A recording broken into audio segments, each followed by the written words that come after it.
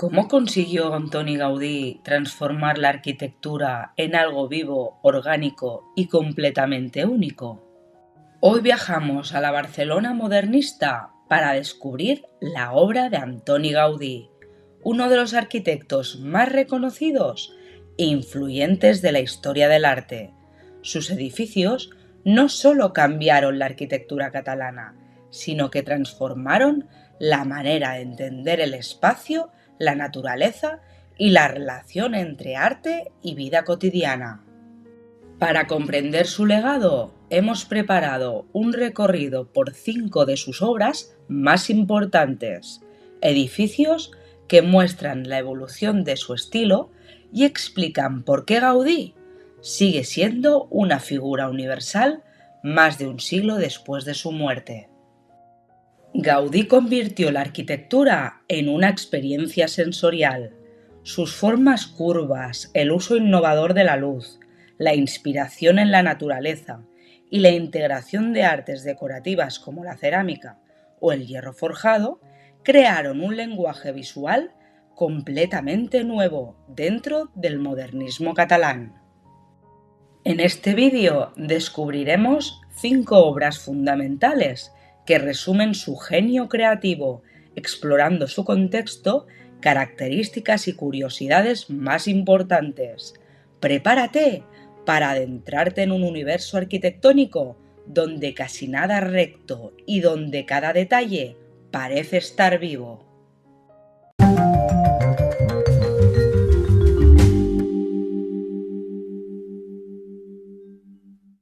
Antoni Gaudí nació en 1852 en Reus, aunque algunas fuentes señalan Riudoms, en Tarragona.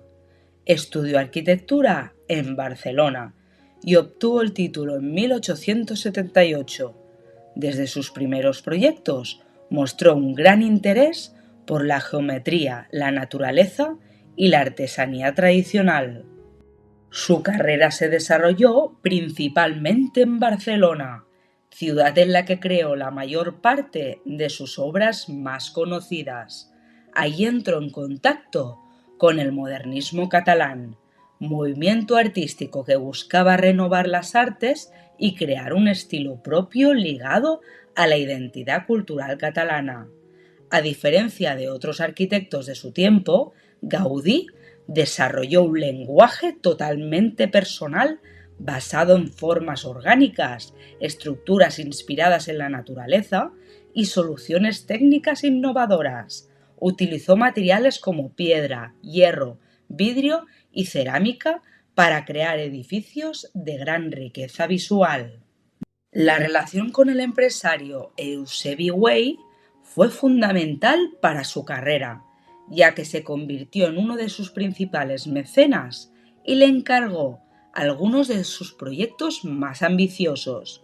Durante los últimos años de su vida, Gaudí se dedicó casi exclusivamente a la construcción de la Sagrada Familia. Murió en Barcelona el 10 de junio de 1926, tras ser atropellado por un tranvía. Ese recorrido desde el modernismo inicial hasta un estilo completamente personal y experimental convierte a Gaudí en uno de los arquitectos más originales e influyentes de la historia. Y ahora vamos a descubrir 5 de sus obras más importantes. La Basílica de la Sagrada Familia, iniciada en 1882 y todavía en construcción, considerada la obra más famosa de Gaudí.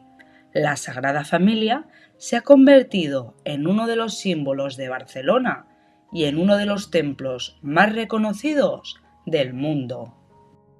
Gaudí asumió el proyecto en 1883, un año después del inicio de las obras, y transformó completamente la idea original, concebida como un gran templo expiatorio.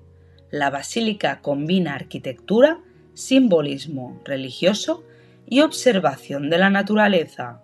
Uno de sus aspectos más innovadores es el uso de estructuras inspiradas en formas naturales.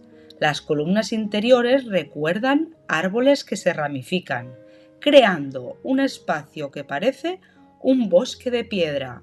La luz también tiene un papel fundamental. Las vidrieras colorean el interior y generan una atmósfera cambiante a lo largo del día. Las fachadas representan distintos momentos de la vida de Cristo. La fachada del nacimiento destaca por su riqueza decorativa y formas orgánicas, mientras que la fachada de la Pasión presenta líneas más duras y dramáticas. A pesar de permanecer inacabada durante décadas, la Sagrada Familia sigue siendo el proyecto que mejor resume la visión artística y espiritual de Gaudí. Además, en 2026, la Sagrada Familia alcanzó su altura máxima con la finalización de la Torre de Jesucristo, que elevó el templo hasta los 172,5 metros y lo convirtió en la iglesia más alta del mundo. Coincidiendo con el centenario de la muerte de Gaudí, está prevista la visita del Papa León XIV a Barcelona en junio de 2026 para participar en los actos conmemorativos y en la bendición oficial de la torre. La Casa Batlló, realizada entre 1904 y 1906, situada en el Passeig de Gràcia de Barcelona. La Casa Batlló es una de las obras más imaginativas de Gaudí y uno de los edificios más representativos del modernismo catalán. El arquitecto reformó un edificio ya existente y lo transformó por completo. La fachada destaca por el uso del color, los mosaicos cerámicos y las formas onduladas.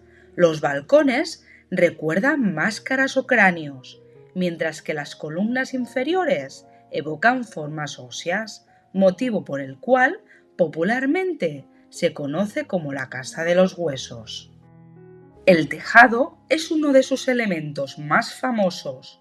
Su forma curva y las escamas cerámicas han sido interpretadas como una referencia al dragón de la leyenda de Sant Jordi, patrón de Cataluña.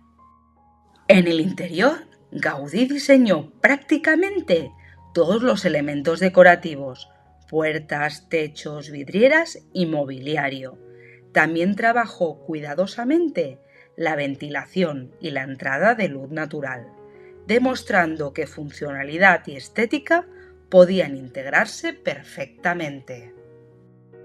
La Casa Batlló refleja el momento más creativo y fantasioso de Gaudí, donde arquitectura y naturaleza parecen fusionarse. Cada 23 de abril, durante la festividad de Sant Jordi, la fachada de la Casa Batlló se decora con rosas, reforzando todavía más su relación simbólica con la leyenda del dragón. La Casa Milà o la Pedrera, realizada entre el 1906 y el 1912, conocida popularmente como la Pedrera por su aspecto pétreo. La Casa Milà fue una obra profundamente innovadora para su época. El edificio rompe con la arquitectura tradicional, mediante una fachada ondulante de piedra y balcones de hierro forjado, con formas muy dinámicas y originales. No existen líneas rectas predominantes y toda la estructura parece moverse como una superficie natural, erosionada por el viento o el agua. Gaudí incorporó soluciones técnicas muy avanzadas, una estructura de pilares y vigas que permitía mayor libertad en la distribución interior, patios interiores para mejorar la iluminación y un sistema de ventilación natural. La azotea se convirtió en uno de los espacios más originales del edificio. Las chimeneas y salidas de ventilación adquieren formas escultóricas y convierten el tejado en un auténtico paisaje arquitectónico. Aunque inicialmente fue criticada por su aspecto poco convencional, hoy la Pedrera está considerada una de las grandes obras maestras de la arquitectura del siglo XX. La azotea de la Pedrera fue utilizada como escenario en varias películas y anuncios gracias a sus formas futuristas y su aspecto casi surrealista. El Parkway, realizado entre el 1900 y el 1914, nació como un proyecto residencial impulsado por Eusebi Güell, aunque finalmente se transformó en un parque público. Gaudí diseñó un espacio donde arquitectura y naturaleza se integran continuamente. Las formas curvas, los caminos adaptados al terreno y el uso de materiales naturales hacen que el parque parezca surgir del paisaje. Uno de sus elementos más conocidos es la gran escalinata presidida por el famoso dragón cubierto de trencadís, técnica decorativa basada en fragmentos de cerámica rota.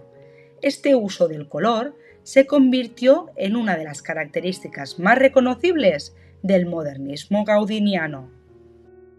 La gran plaza central está rodeada por un banco ondulante revestido también con mosaicos cerámicos.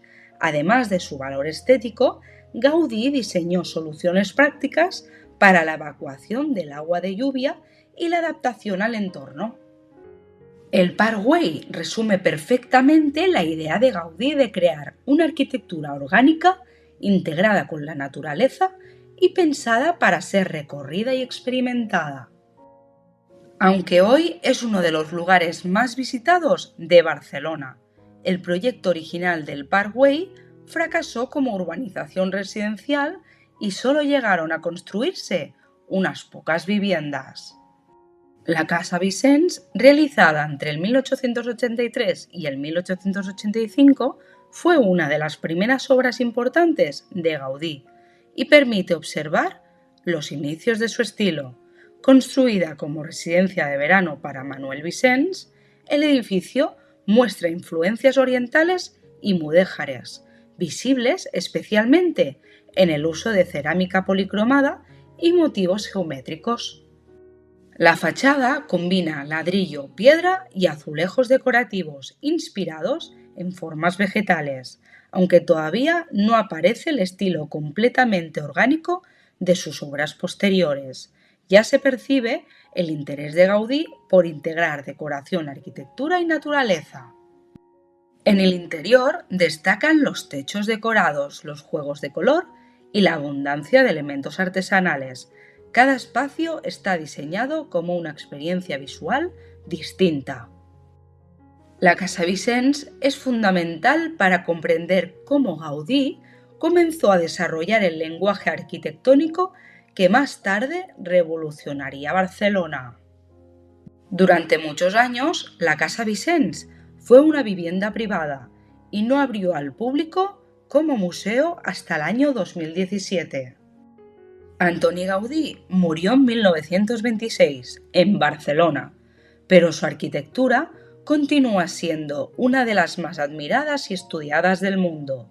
Cada una de las obras que hemos analizado muestra una faceta distinta de su genio creativo, la espiritualidad monumental de la Sagrada Familia, la imaginación orgánica de la Casa Batlló, la innovación estructural de la Pedrera, la integración con la naturaleza en el Parkway y los primeros experimentos decorativos de la Casa Vicens.